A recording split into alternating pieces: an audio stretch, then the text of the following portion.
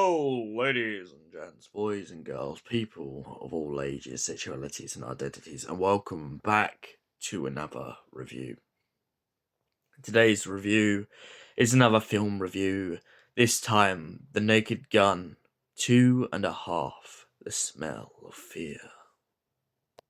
So, what is The Smell of Fear about? Well, essentially, Frank and his girlfriend are having a little bit of time apart, and Frank is trying to get on with a single life.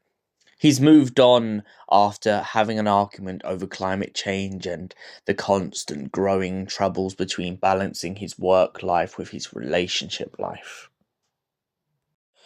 Frank's friend Norbert as well is finally back in the force after his speedy recovery from the last film. And it turns out that a new sinister plot is unfolding. But to make matters worse, it only happens to be Jane's new boyfriend. Yes, he aims to replace a scientific expert by getting a doppelganger to impersonate him and use him as a pawn in his own schemes. Frank begins to cotton on to this after a van that goes missing happens to belong to her boyfriend.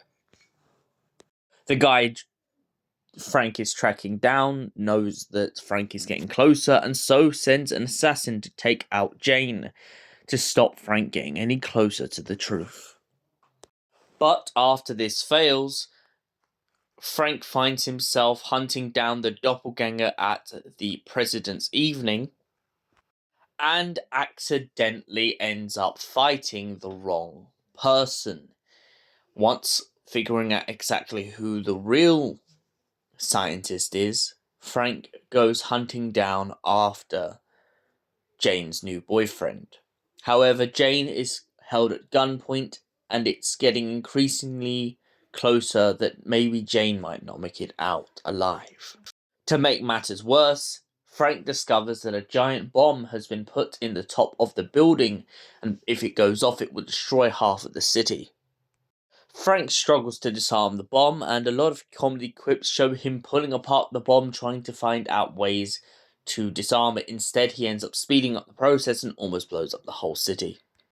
Frank and Jane rekindle their relationship, and at the end of the movie, Frank asks her to marry him.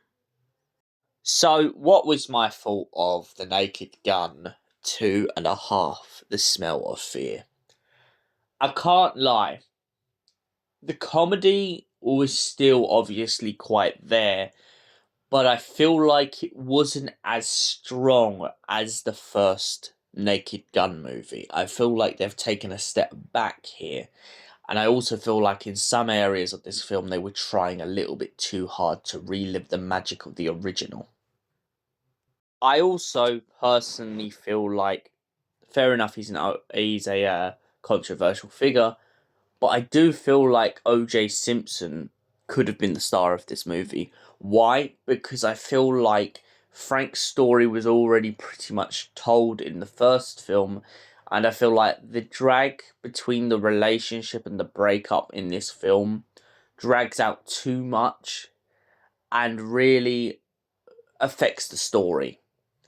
I feel like if anyone, whether it was OJ or anyone else in the cast, had been the main protagonist of this film, of Naked Gun, I feel like it may have been a little bit more interesting. That's just my personal opinion on it. The comedy was, as I said, the comedy was there. OJ has a really funny scene where he's pretty much underneath a car and ends up racing down a hill. Frank has a funny scene in which he is supposed to fall into the ocean, but instead ends up falling onto a dock, amongst many other great comedic moments in this film. But however, as I mentioned previously, as my personal opinion on this film, I feel like it could have been expanded upon if it hadn't have focused on Frank anymore. I feel like Frank's story, as I said, was done, and I feel like this was overcooking it. I feel like this is like getting something like a nice bit of chicken, and you just want to warm it up, and then you leave it in the oven for too long.